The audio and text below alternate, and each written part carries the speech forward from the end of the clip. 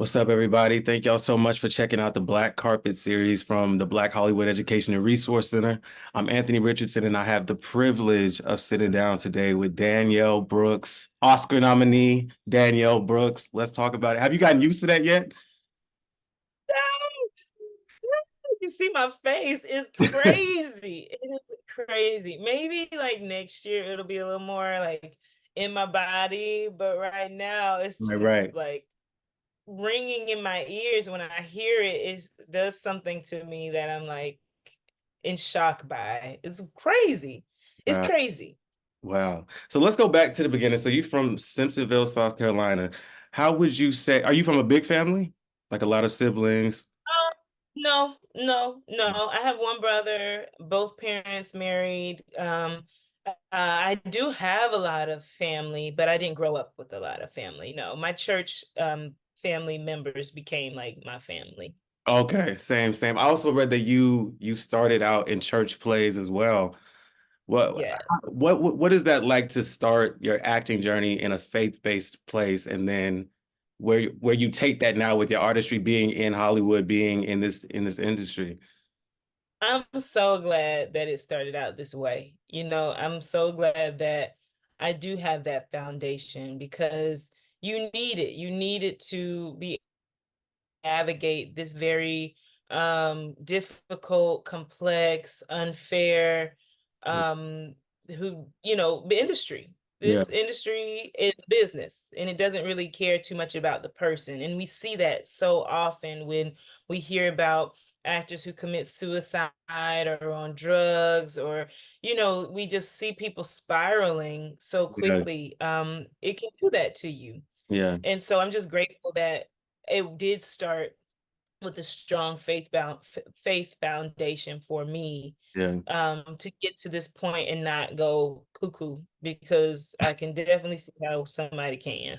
yeah, yeah, for sure. So did you would what is there like a specific moment that like you can look back at and say like doing a play in church of like that was when I really knew I wanted to step in? Um, I think it's a culmination of all of it, really. It's Yeah, being, studying at Juilliard and knowing that a lot of what we did at school was observing and watching and that was how we learned. And I think yeah, that was the same thing for church is like watching the pastor or the soloist sing and seeing how the congregation was moved by it or wasn't moved really taught me a lot.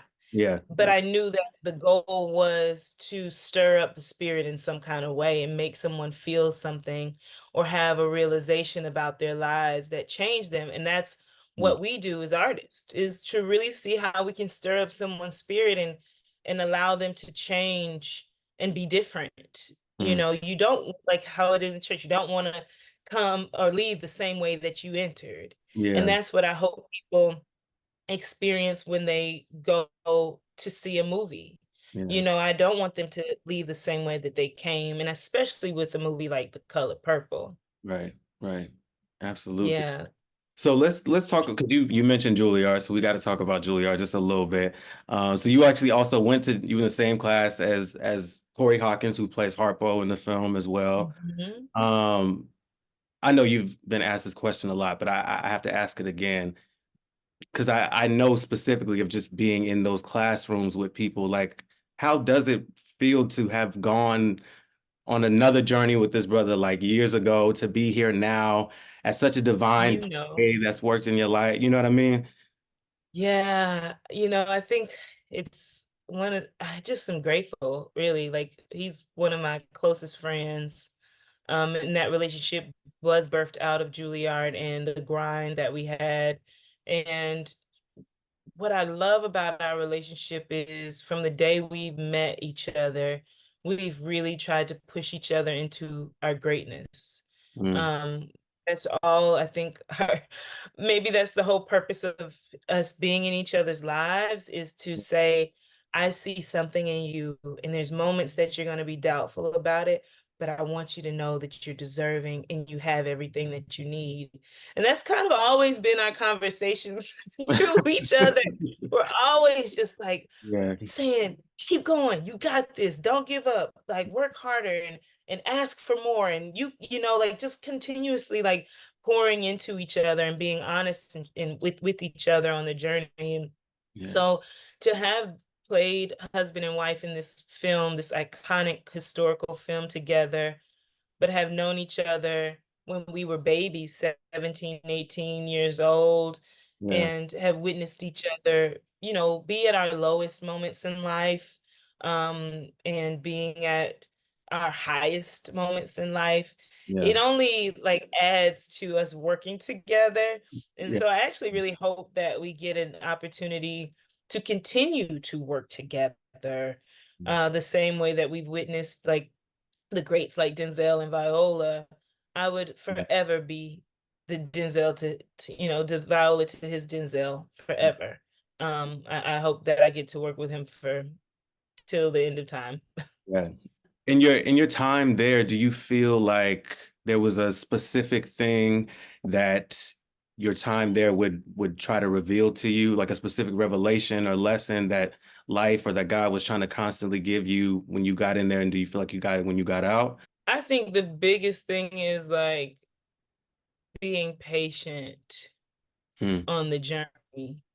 You know, because when we're at Juilliard, you don't get to choose the roles that you play. Right. And so when I was there, I had to fight like Sophia to be seen as a leading lady. You know, I was playing Soldier to the Left, Witch number three.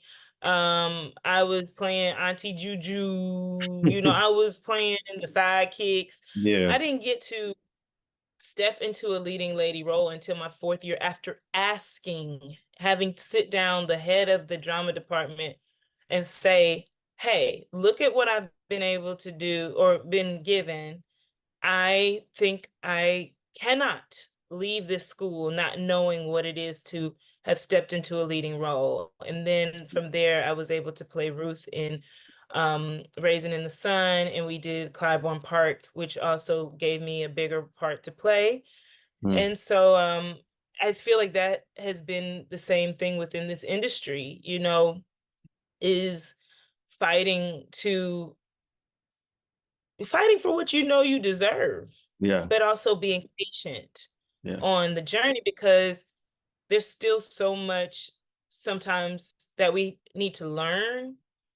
And I think that was the case with Juilliard. It was like, that's what we're there for, is to learn. And so I'm not afraid to fall and get back up during that process. But then even in this industry, I've had to be patient because like we just talked about, like from a small town in Simpsonville, South Carolina. Yeah. I'm not, I wasn't built Hollywood. Like you Right, have to right, have a right. tough exterior, you know, Exactly. to Exactly. make it through, you know, Hollywood. So I think that's what I've learned is the patience and also like being okay with fighting for what you know you deserve. Hmm. So when I say Sophia, who comes to mind? Like, does anybody specific in your life come to mind? Any family members?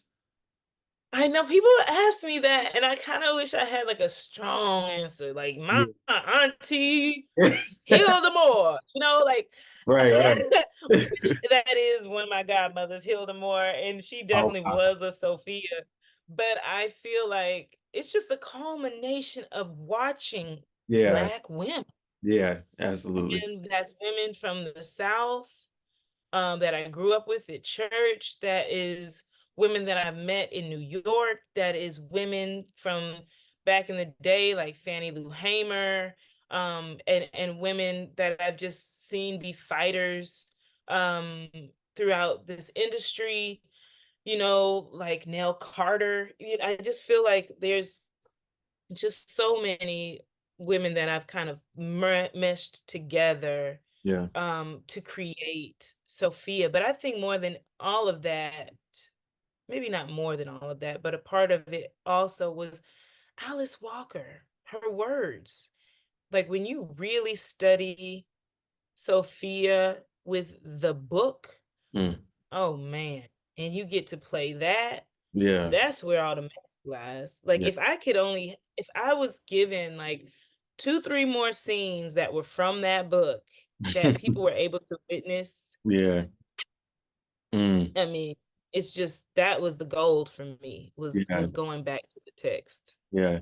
So from a craft standpoint, like what from the Broadway version did you feel like you needed to, or was there anything that you felt like you needed to adjust or change or, dive deeper into for the film?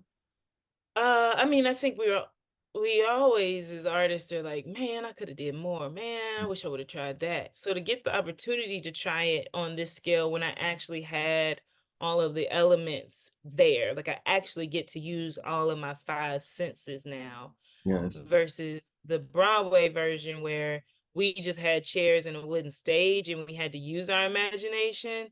That was like the coolest thing to now get to feel the Georgian sun and what does that do to you and see the trees and that reminds me of my ancestors and thinking about them maybe being hung on that tree and then like actually having to get to drink the tea that Harpo brings me that's not hot and get to respond to that and tell the director, you know what, I actually think she would toss this tea out into the river because why would she not? Like That was that's a that's Sophia mom. move. I'm doing it. Yeah. You know, like I had just so much more freedom Mm, um because I'm getting to use all of the senses now, getting to hold a 10-pound baby when before I'm just using a bed sheet and wrapped swaddled up mm, as a baby. So that stuff was it just was and that it's to me that's my dream as an actor, like give yeah. me just let me play, let me use my imagination, give me the things, let me then Corey jokes about that. Corey he's like, girl, he's like, watch like a circus performer. Hmm. Cause like I'm like always like Trying to do, juggling in yeah. the scene or doing something else. Now I got a hat and I'm taking a rabbit out the hat. Now I got like always like trying to just Yeah, yeah, yeah. push it, But those are the push it. funnest actors I feel like to work with, though. You know what I mean? The people who are just constantly Yeah. keeping you on your feet, on your toes, and Yeah. that's amazing. Has That's Sophia me. made you rethink any big ideas that you had around like motherhood or womanhood or marriage? You know what I mean? Just how far we've come as a community, I just think about her, this woman who's probably first generation free Mm, woman and how radical it was for her to say no to Harpo and yeah, build with Harpo and raise 5, 6 children when at the time they were killing our children, um, but for her to say, no, we're gonna keep our presence here, yeah, blackness alive by having kids mm, and saying no to Miss Millie and the mayor. Just her radicalness is what is just so striking to me and so beautiful to me and is what I hope the audience definitely takes. I totally forgot the beginning of your question, but no, no, no, no. You oh, about like answered it. Yeah, yeah. Just okay. you changed your mind about Okay. anything. That's interesting. Yeah, but I think that's what it opened up for me. Especially now that I am a mom, I am a Yeah. wife. I know that on a deeper level Hmm. of what that sacrifice means because like I know what it means as a woman in 2023, 24, living in this time. And I can only imagine and did get to imagine what that is like for a woman in the 1920s, 30s. Yeah. Okay.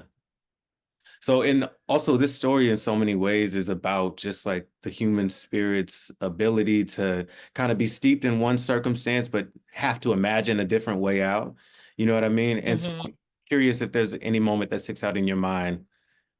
I mean, you're an actor, so I'm sure there are moments, but just like where you had to imagine a different circumstance, even if it's not even related to acting, but just being in one place Oh. and you dreaming of another place that you could Oh be. yeah. I mean, all the time. I think more than anything though, because I'm always a dreamer. I think that's what we are as artists, as actors. We are dreamers. Um, but I think I'm learning more and more each day to live in the moment that I have and be appreciative of that and not always be in tomorrow or yesterday, but how can I be as present as I can in this moment? And really, when things aren't going my way, what is the thing that God is trying to share with me? You know, Mm, what is the lesson here I when see. things aren't going my way? And what is the character that I want to be? Like, who do I want to be? The angry black woman? Right. Sometimes I do. Yeah. And do I want to be the gracious human who's understanding? And or do I want to what who am I creating when things aren't going my way? Who am I at the core? And so I think that's what I keep going back to. Like even today, unfortunately, I can't be at the Oscars luncheon, which is a huge deal. And but it's also a huge deal to be in this Minecraft movie, Mm, shooting in New Zealand and getting to have this experience and take my family to New Zealand and give them a new experience and mm, then like open up a whole new box of possibilities for Black women that we can be in these action film comedies too, you know? So it's like I'm just always trying to find a way to like live in the now. mm. Well, thank you again so much, Danielle. Thank I'm you. so excited for you. We at BHERC are so excited for you. We're rooting for you. Thank Um, Congratulations again on this film and this film that you're shooting in New Zealand. I can't wait to see it when it comes out. thank you. All right, Good thank to see you. you.